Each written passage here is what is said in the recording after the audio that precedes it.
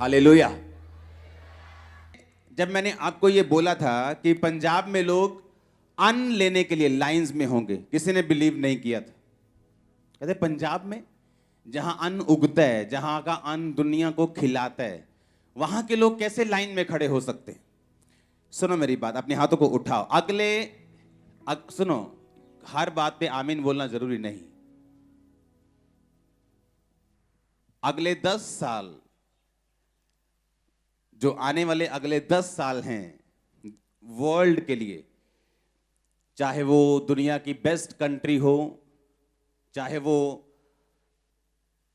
आपकी dream country हो, परमेश्वर मुझे दिखा रहा है फूड की शॉर्टेज बेस्ट कंट्रीज में भी आपको प्रार्थना करनी है अपने हाथों को उठा के। सुनो मेरी बात, तालियां क्यों बजा रहे हो? सुनो सुनो, अगले 10 साल आपको ये बात मैं इसलिए बता रहा हूं कि जब इन्हीं वर्ड्स की तरह ये वर्ड्स भी पूरे होंगे, आपको मालूम होगा कि आप जीवित परमेश्वर की संतान हो, और आपको यह भी मालूम होगा कि ऐसा कुछ नहीं है जो पहले से बताया नहीं गया।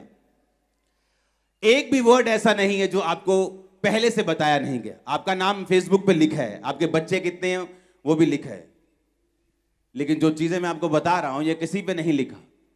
अगले 10 साल जो लीडिंग कंट्रीज हैं वहां फूड, जब लोग ऐसे ग्रोसरी स्टोर्स पे जाया करेंगे, वहां उनको जो खाने हैं वो खाली मिला करेंगे और हमेशा शॉर्टेज रहेगी। और ऐसे लोग बताया करेंगे कि अच्छा कितने परिवार में मेंबर हैं, इतने, ओके आपको इतना मिलेगा।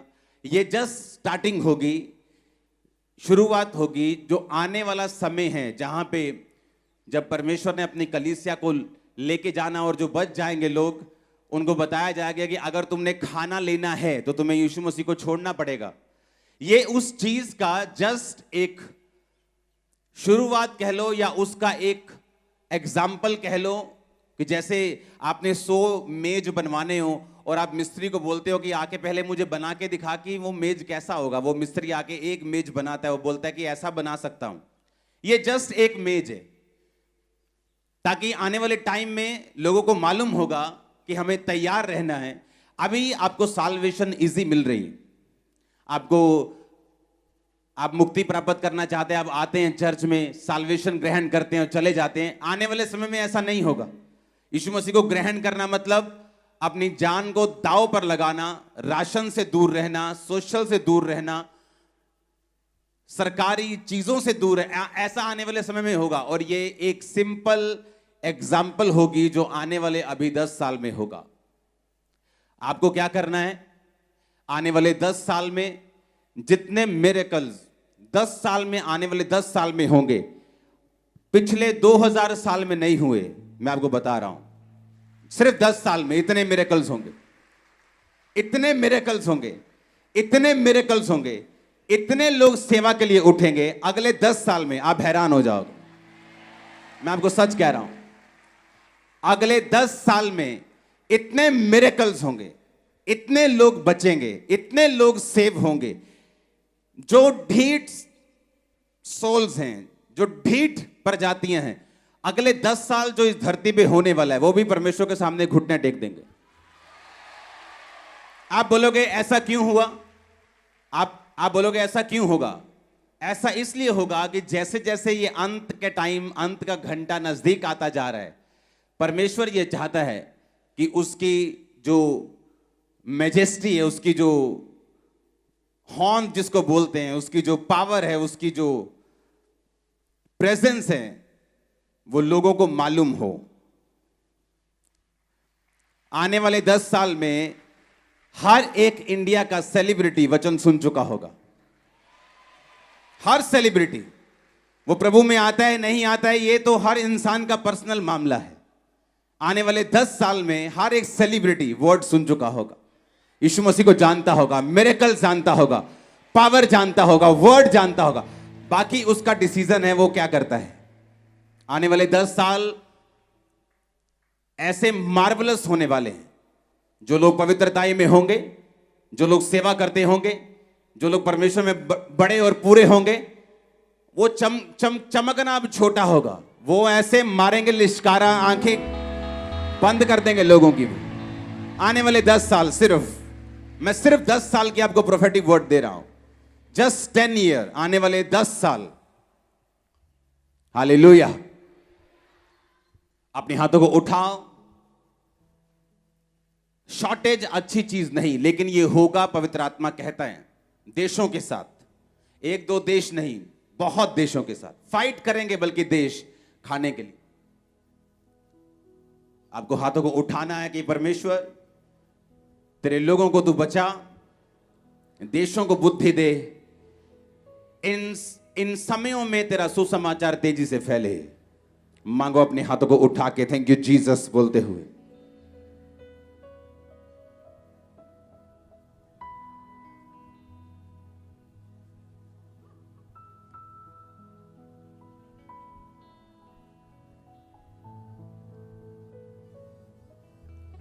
प्रभु यीशु मसीह के सामर्थी नाम में हम मांगते हैं।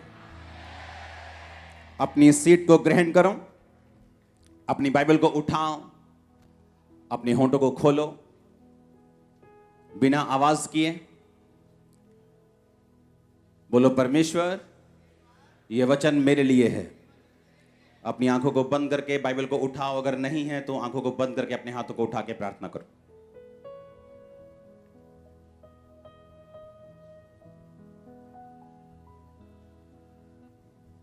प्रभु यीशु मसीह के सामर्थी नाम में हम मांगते हैं। Congratulations church. आज के दिन भी आपका यहां उपस्थित होना, वो बात अलग है, भवन तैयार हो चुका है, अब हम चले जाएंगे, पर ब्रांचेस अभी भी वैसे ही होंगी, तो वो वही एक्सपीरियंस करेंगी जो हमने इतने साल किया है। हालेलुया। और ये अच्छा एक्सपीरियंस, हाँ, और ये अच्छा एक्सपीरियंस।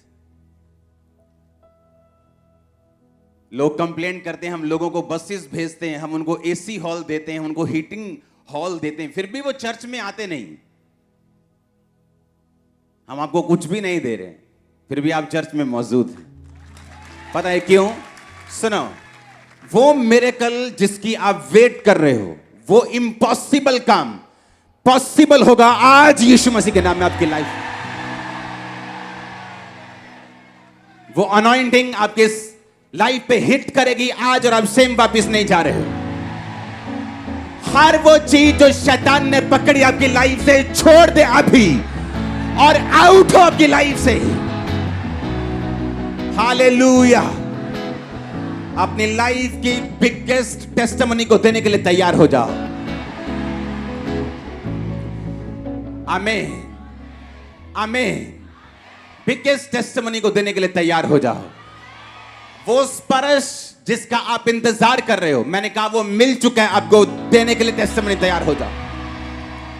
हालेलुया। अगले 10 साल हमें तैयारी करनी है। अगले 10 साल में अगर आप खड़े रहे और सेकंड आप परमेश्वर की सेवकाई में रहे, हाँ, जितना भी हो सके। एक पास्टर की तरह तो हर कोई सेवा नहीं कर सकता, लेकिन अगले 10 साल अगर आप उस चीज में रहे, मैंने कहा चमकना छोटी बात है, आप लिश्कारा मारेंगे जबरदस्त। ये जो आप आज देख रहे हो, ये मैंने 15 साल पहले प्रोफेटिक वर्ड दिया था, जो आज आप अपनी आंखों से देख रहे हो। अगर आज आप यहां बैठे हो तो लाखों लोग टीवी पे बैठे मुझे देखने के लिए। मैंने कहा था कि लोग टीवी पर मीटिंग को अटेंड करें, तब पता नहीं था कैसे होगा, इंटरनेट नहीं था तब, विश्वास की प्रोफेसी नहीं थी कि आने वाले समय में ऐसा होगा, तो मैं विश्वास से एक प्रोफेसी करूं। वो एक रियल प्रोफेटिक वर्ड था, बिना टेक्नोलॉजी का सहारा लिए मालूम हुए कि क्या होगा। आने वाले 10 साल में अगर आपने अपने आप को और अपने परिवार को, अपनी लाइफ को, अपने फाइनेंस को डेडिकेट कर दिया परमेश्वर के लिए, इम्पॉसिबल होगा आपको हराना, आपका टूटना, आपका गिरना, झड़ना। अभी लोग आपके साथ अपनी लाइफ को मैं आपको प्रोफेटिक मैसेज दे रहा हूं आज। अभी तो लोग, अन्य जाति लोग आपके साथ अपनी लाइफ को कंपेयर करते हैं, बोलते हैं अच्छा आपके पास तो ये, अच्छा हाँ हमारे पास भी है, थोड़ा ठीक ठीक है, अच्छा आपके पास ओ ये, पर आने वाले समय में आपकी ब्लेसिंग्स कंपेयर नहीं होगी उनसे। आपकी ब्लेसिंग जस्ट माउथ शट कर देगी लोगों को। मैं सच कह रहा हूं, मैं आपको सच कह रहा हूं। वो ब्लेसिंग जो मूसा ने अजगर बनाया लाठी को, कहते हम भी बना सकते हैं, उन्होंने भी बना दिया। मूसा का अजगर उनके अजगर को खा गया। उन्होंने कहा मूसा ने कहा पानी को लहू बना सकता हूं, बना दिया, उन्होंने भी बना दिया।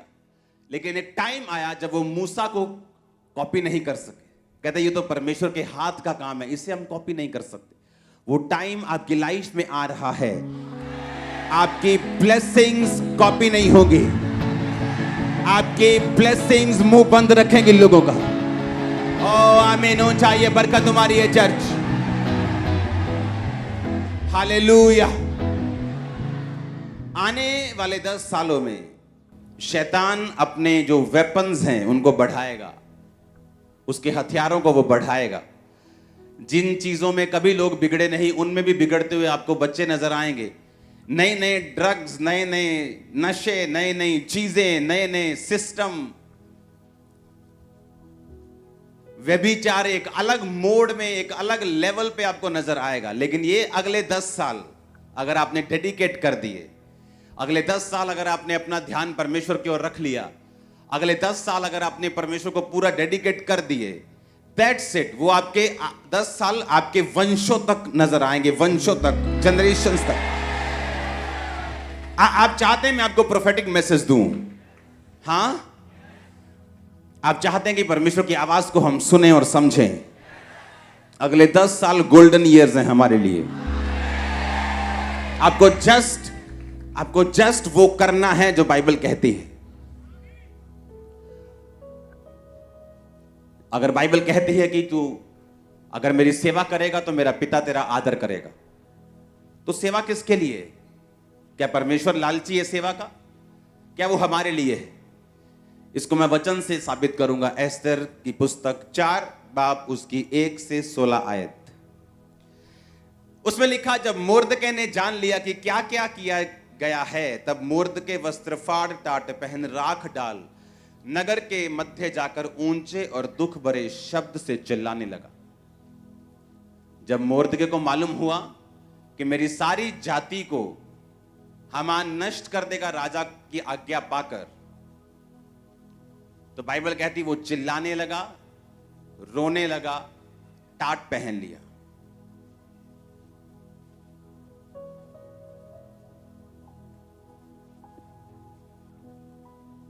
अब हम पढ़ेंगे उससे पहले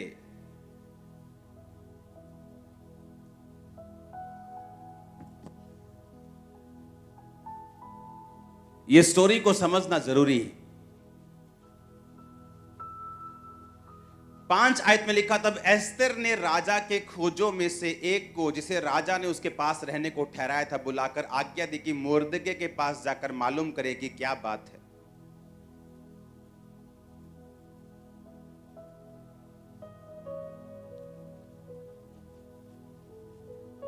हमें मालूम है कि राजा ने उस चिट्ठी पर अपनी मोहर लगा दी कि जाके सारे यहूदियों को, जितने भी इस देश में यहूदी हैं, सबको खत्म कर दिया जाए। किसी ने चुगली कर दी कि यहूदी लंगर नहीं खाते, प्रसाद नहीं खाते, राजा किसी भी टाइम तेरे खिलाफ हो सकते हैं, इनको मारना जरूरी है। राजा हमान की बातों में आके मरवाने के लिए चिट्ठी पे साइन कर दिए। जब चिट्ठी पे साइन हुए तो मोर्दके, जो एक वफादार सिपाही था राजा का, वो यहूदी था और वो रोने लगा और टाट पहन लिया। जब रानी को मालूम हुआ तो रानी ने कहा तू क्यों रो रहे? तो उसने बताया कि इस तरह की आज्ञा राजा ने दी है। 8 आयत में लिखा, फिर यहूदियों का विनाश करने की जो आज्ञा शूशन में दी गई थी, उसकी एक नकल भी उसने हताक के हाथ में एस्तर को दिखाने के लिए दी और सब हाल बताने और आज्ञा देने को कहा कि भीतर राजा के पास जाकर अपने लोगों के लिए विनती कर। तब हताक ने एस्तर के पास जाकर मोर्दके की ये बातें सुनाई।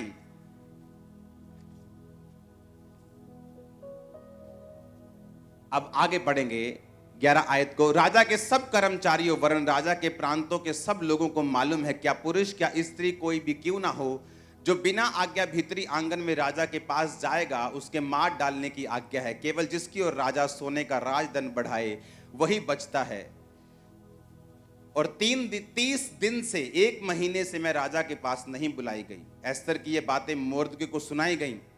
जब मोर्दके ने एस्तर के पास कहला भेजा कि तुम मन ही मन विचार ना कर कि मैं ही राजभवन में रहने के कारण और सब यहूदियों में से बची रहूंगी, क्योंकि जो तू इस समय चुपचाप रहे तो किसी ना किसी को परमेश्वर किसी उपाय से यहूदियों का छुटकारा और उद्धार कर देगा, परंतु तू अपने पिता के घराने समेत नष्ट होगी। और क्या जाने तुझे ऐसे ही कठिन समय के लिए राजपद मिल गया हो। तब एस्तर ने मोर्दके के पास कहला भेजा, तू जाकर शूशन के सब यहूदियों को इकट्ठा कर, तुम सब मिलकर मेरे लिए उपवास करो, 3 दिन रात ना तो खाओ ना पियो। मैं भी अपनी सहेलियों सहित उसी रीति उपवास करूंगी, और ऐसी ही दशा में मैं नियम के विरुद्ध राजा के पास भीतर जाऊं, यदि नष्ट हो गई तो हो गई। जब एस्तर ने भेजा अपने बंदे को, क्या बात है कि मोर्दके, उसका जो बाप समान मोर्दके जिसने उसको पाला था, क्यों रो रहा है ये? उसने कहा कि आज्ञा निकालेगी, सब यहूदी खत्म हो जाएंगे। उसने कहा तू जाके राजा को बोल, राजा से विनती कर, तू रानी है, राजा तेरी बात को सुनेगा। उसने कहा मैं 30 दिन से राजा के पास नहीं बुलाई गई हूं, क्योंकि जब राजभवन में जाते हैं, जब कोई बंदा प्रवेश करता है, जो अगर राजा ऐसे राजदंड बढ़ाता था इस तरह से, तो वही बंदा अंदर आ सकता था। अगर राजा की मर्जी बिना तुम अंदर गए तो जो सिपाही थे वो तुम्हारा खून कर देते थे। उसने कहा मैं 1 महीने से बुलाई नहीं गई हूं, इसलिए मैं नहीं जा सकती अंदर। उसने कहा अगर तू अंदर नहीं जाएगी तो परमेश्वर तो अपनी जाति को किसी ना किसी उपाय से बचा ही लेगा, पर तू अपने घराने समेत नाश होगी। और क्या जाने परमेश्वर ने तुझे इसी दिन के लिए ही बचाया था और तुझे अंदर भेजा था। अगर हम सेवा नहीं करेंगे तो जिन रूहों को परमेश्वर ने बचाना है वो किसी ना किसी रीति से तो उनको बचा लेगा, लेकिन बाइबल कहती है कि तू अपने घराने समेत क्या होगी, नष्ट हो जाएगी। और क्या जाने परमेश्वर ने इसी काम के लिए तुझको पैदा किया, तैयार किया, तेरी प्रिपरेशन की, तेरी तैयारी की, ताकि जब ऐसा समय आए तू अपने लोगों के लिए खड़ी हो सके। जब परमेश्वर आपको कुछ करने के लिए कहता है, वो ये नहीं कि आपसे कुछ चाहता है, वो पैसा, वो ताकत, वो टाइम, वो सेवा, बाइबल कहती है वो सब कुछ आप लोगों के लिए है। अगर आज से 17 साल पहले मैंने टाइथ देने का फैसला किया, टाइथ एक हुक्म नहीं है, हुक्म से पहले वो एक कवनेंट है, वो एक वाचा है। आज मैं अगर ब्लेस हूं तो उसी वजह से हूं।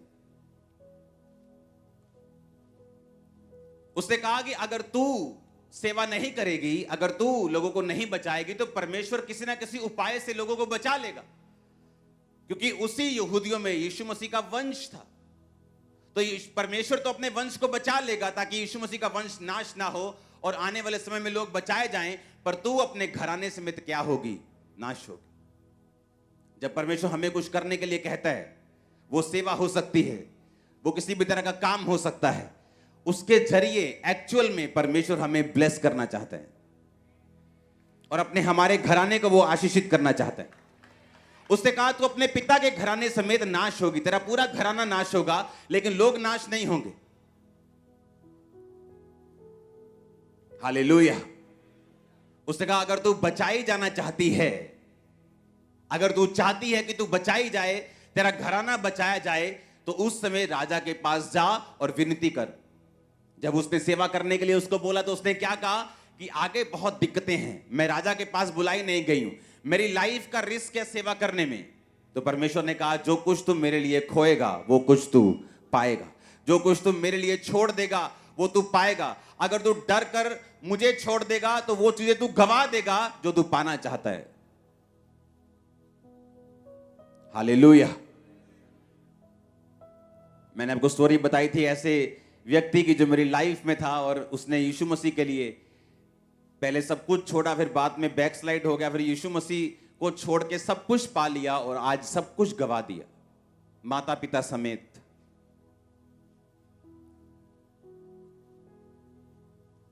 अगर परमेश्वर हमें कुछ करने के लिए कहता है तो एक्चुअल में वो हमें सेव कर रहा है, हमें बचा रहा है, आपके परिवार को सेव कर रहा है, आपके परिवार को बचा रहा है। आमीन ऊंचा चाहिए। अपने हाथों को उठाकर बोलो, परमेश्वर मैं तेरी सेवा को करने पाऊं। होंठ को खोलो, अंगीकार करो।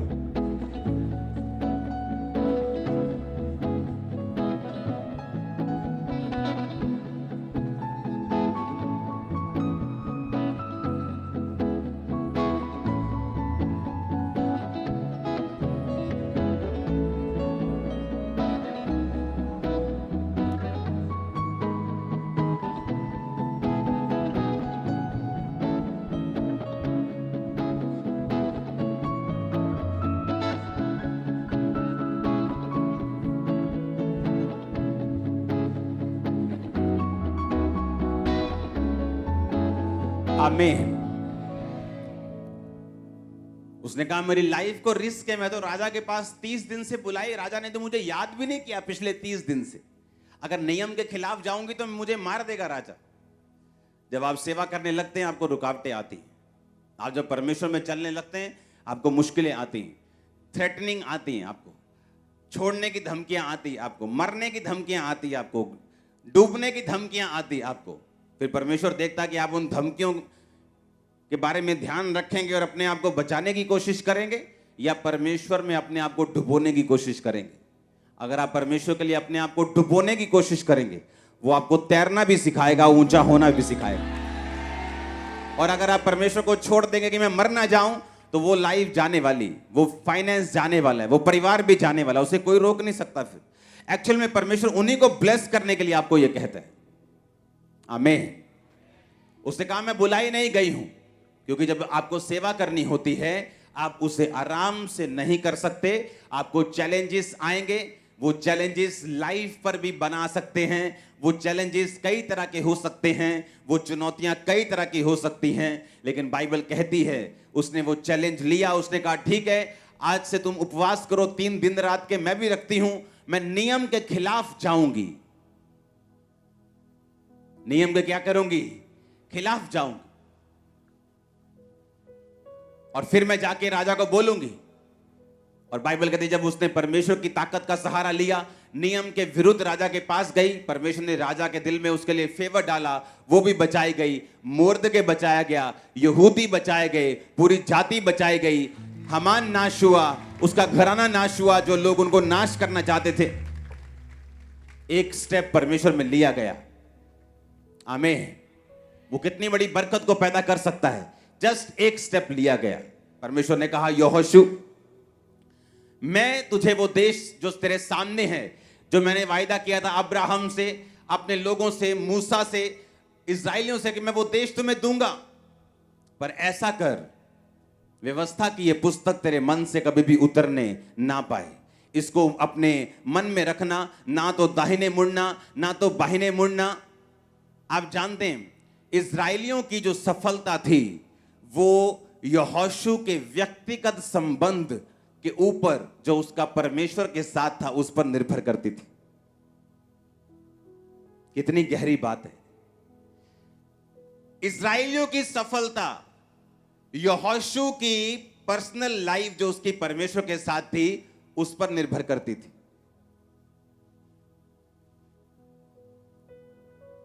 और लोग बोलते किसी भी चर्च में चले जाओ कोई फर्क नहीं।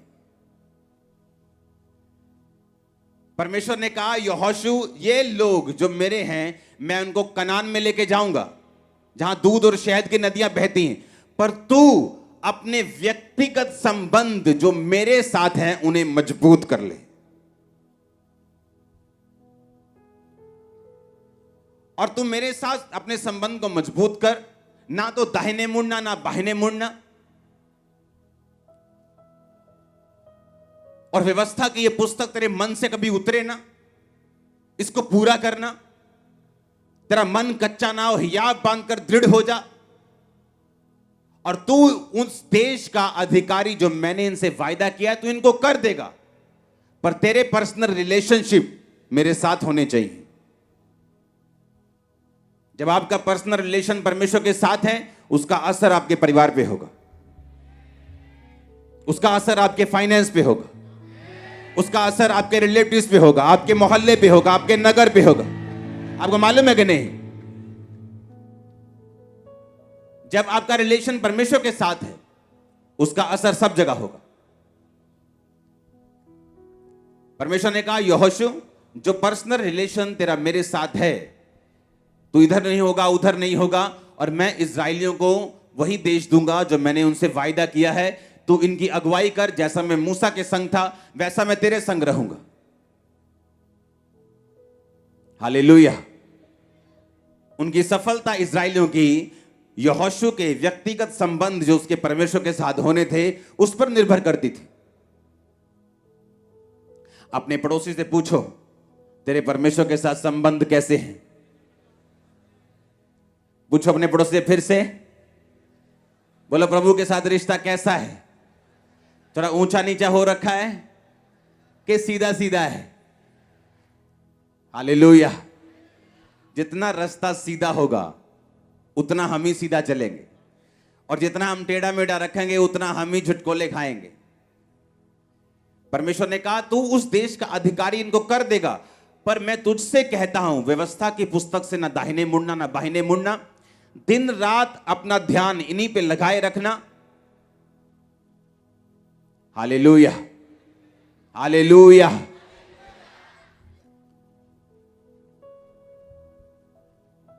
जब आप टेस्टिमनीज को देखते हैं, बड़ी बड़ी टेस्टिमनीज को हम देखते हैं, मुझे आज भी याद है छत्तीसगढ़ क्रूसेड पे जब हम गए, तो उस समय जब मैं और मेरी वाइफ हम रूम में हम प्रेयर कर रहे थे, और मैं खिड़की के पास बैठा था, और मैं सुबह का बैठा हूं, शाम तक ऐसे ही बैठे रहा। वो देख रही है, यार ये बंदा उठता ही नहीं प्रेयर जो हो गए। सिंगल रूम था ना, तभी बाहर गए थे, तो वैसे तो मैं अपने प्रेयर रूम में होता हूं। सुबह से लेके शाम तक जब प्रेयर हुई, सुनो मेरी बात, मुझे इंग्लैंड में लोग लेने आए, आपको चलना है, आपको ये मार्केट जाना है, वो जब क्रूसेड हुआ मैं किसी जगह नहीं गया और सीधा वापस। बोलते यार ये कैसी लाइफ है। लेकिन जब लोग मिरेकल्स को देखते हैं, कामों को देखते हैं, उन्हें मालूम होता है कि जो अगुए की लाइफ है वो आम लोगों की जैसे नहीं है।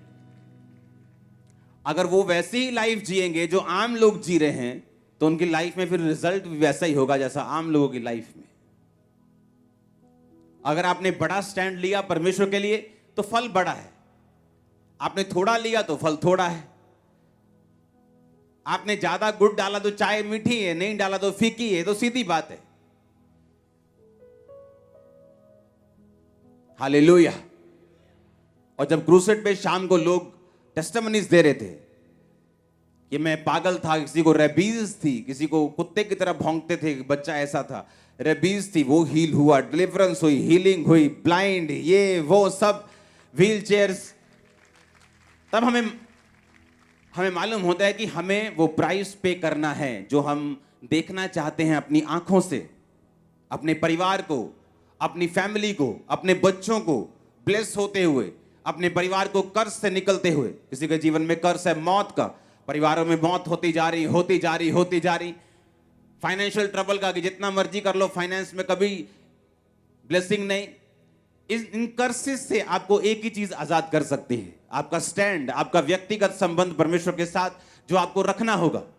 परमेश्वर ने कहा वो सारे देश में तुम्हें देने के लिए तैयार हूं, वो सारे वायदे में पूरा करने के लिए तैयार हूं, पर तू मेरी व्यवस्था से कभी भी इधर उधर मत होना, और दिन रात इस पर ध्यान देना। इस तेरे मुंह से निकला करें, अपने मन से इन्हें उतरने मत देना। दिन रात इन्हें बोलना, हियाब बांधना यानी दृढ़ होना, यानी कि तुम हिलना मत, डरना मत, घबराना मत। मुसीबतें परीक्षाएं आएंगी लेकिन तुम इधर उधर मत होना। वो सब देश, सब वायदे जो मैंने तुमसे किए हैं मैं तुमको दे दूंगा, अपने व्यक्तिगत संबंधों को मेरे साथ पूरा रखना। आमीन। हमें लगता है हमारी वाइफ प्रार्थना कर रही है, हमें जरूरत नहीं प्रेयर की। मैं तो बिजी हूं, मैं तो जी कंस्ट्रक्शन का काम करता हूं, दिन रात वहीं रहता हूं, पर मेरी वाइफ प्रार्थना करती है। मैं आपको पहले बता चुका हूं कि जेंट्स की प्रार्थना लेडीज से ज्यादा होनी चाहिए घर में, क्योंकि परमेश्वर ने आपको अगुआ ठहराया। जब अगुवाई अंधा है तो घर कहां जाएगा? अगर अगुवाई अंधा है तो बाइबल कहती है अंधा अंधे को रास्ता नहीं दिखा सकता, दोनों गड्ढे में गिरेंगे। वाइफ प्रार्थना करेगी वो घर को संभाल पाएगी। वाइफ प्रार्थना करेगी ऐसी चीजों को देख पाएगी जो सही नहीं, उसके बच्चों में, उसके पति के, उसके फाइनेंस के, उसके घर में, उन चीजों को वो ठीक कर पाएगी। हस्बैंड प्रार्थना करेगा, परमेश्वर उसकी अगुवाई करेगा आगे बढ़ने में, ग्रो करने में, वो चीजें हासिल करने में जिसके लिए परमेश्वर ने उसे बुलाया है। अगर हम बोलते हैं हम तो जेंट्स हैं, मैं तो जब ये चर्च शुरू होने से पहले जब मीटिंग्स देखता था तो जेंट्स लोग वर्शिप में तालियां तक नहीं बजाते थे, ऐसे बैठते थे सामने सामने अनॉइंटेड वर्शिप पर पूरा जोर लगा रहा है और पूरा आग गड्डी पई है पंजाबी के अंदर, और बंदे देख रहे हैं एकदम। हाँ हाँ बहुत वधिया, एक कदी गजल होर सुनाओ। लेकिन अगर आप अब देखेंगे वर्शिप करते हैं पंजाब में, सब एक समान, लेडीज जेंट सब झूम के नाच के, हालेलुया। परमेश्वर ने कहा तेरे व्यक्तिगत संबंध मेरे साथ कैसे, और यही डिपेंड करता है कि तू उन वायदों को पूरा ले पाएगा कि नहीं जो मैंने तेरे साथ किए हैं। वो सारे वायदे मैं तेरी लाइफ में पूरा करूंगा जो इम्पॉसिबल है, वो तेरे परिवार का हो, तेरे फ्यूचर का हो, तेरी लाइफ का हो, तेरे कैरियर का हो, तेरे फाइनेंस का हो, पर तेरे मेरे साथ व्यक्तिगत संबंध कैसे हैं। हालेलुया। या तो आप परमेश्वर को अपना प्रथम स्थान दे दो, या सिगरेट को दे दो, या टीवी को दे दो, या शराब को दे दो, या तंबाकू को दे दो, या व्यभिचार को दे दो, या फेसबुक को दे दो, या परमेश्वर को दे दो, तो या यूट्यूब को दे दो, या सारा दिन मोबाइल में लगे रहो, या परमेश्वर के साथ बातें करने में लगे रहो। जितना हम परमेश्वर के करीब जाएंगे उतना वो हमारे लिए हेवन ओपन कर देगा। जितना हम परमेश्वर के करीब जाएंगे उतना हमारी आईज ओपन होंगी और वो देख पाएंगे जो पहले देख नहीं पा रहे थे। एक व्यक्ति आज स्पिरिचुअल हो सकता है और कल शरीर में हो सकता है, अभी स्पिरिचुअल हो सकता है, 1 घंटे बाद वो शरीर में भी हो सकता है। ये फाइट है जिसे हमने लड़ना है।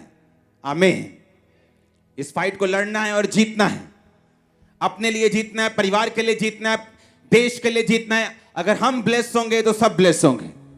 अगर आप ब्लेस होंगे तो हमारा घराना बचाया जाएगा। तू बच, तेरा घराना बचाया जाएगा। परमेश्वर ने कहा, उसने कहा अगर तू परमेश्वर के लिए कुछ नहीं करेगी तो तू अपने घराने समेत नाश हो जाएगी, लेकिन परमेश्वर किसी तरीके से अपनी जाति को बचा लेगा, लेकिन तेरा कुछ नहीं होगा।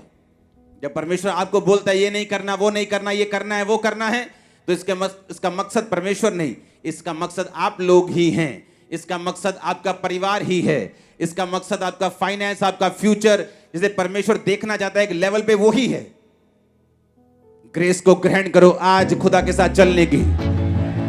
हर एक अनहोली, अनगॉडली और वो चीज जो शैतानी लाइफ से आउट हो अभी यीशु के नाम में।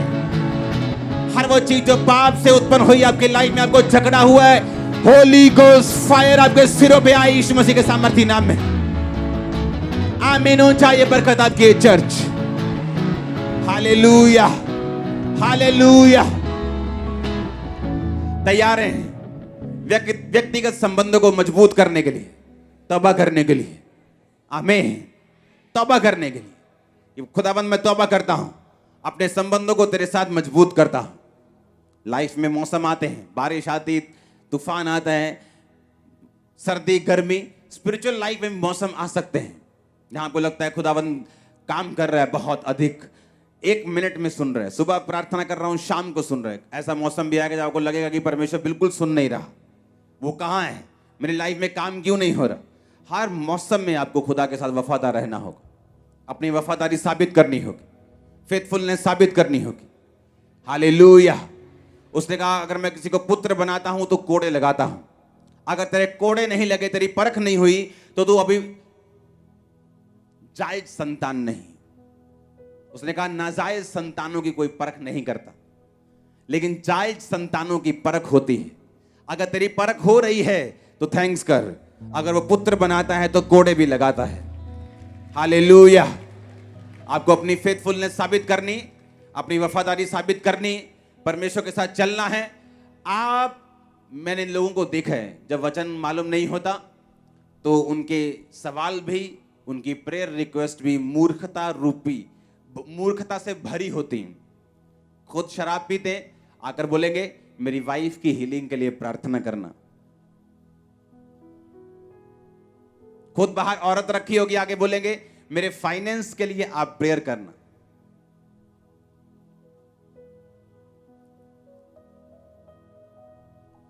ऐसे लोग मैंने देखे हैं खुदा की सेवा में। व्यभिचार किया, बीमार हो गए, आगे बोलेंगे मुझे थायराइड है, मेरे लिए प्रेयर करना। और लोग बोलेंगे यार तो अगर पास्टर्स की आंखें खुली ना हो वो गिर जाते हैं हमेशा, मालूम। उनको लगता है सब तरफ बीमारियां ही बीमारियां हैं, पर वो उसका कारण नहीं ढूंढ पाते।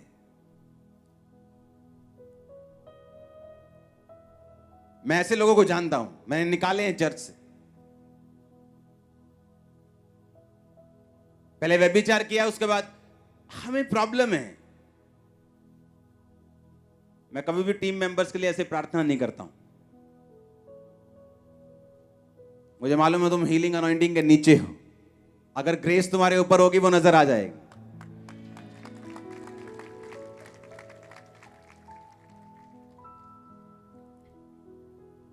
अगर तुमने इतने साल कुछ सीखा होगा तो वो नजर आएगा, लेकिन अगर तुम गुनाह में फंसे हो तो मैं कुछ नहीं कर सकता।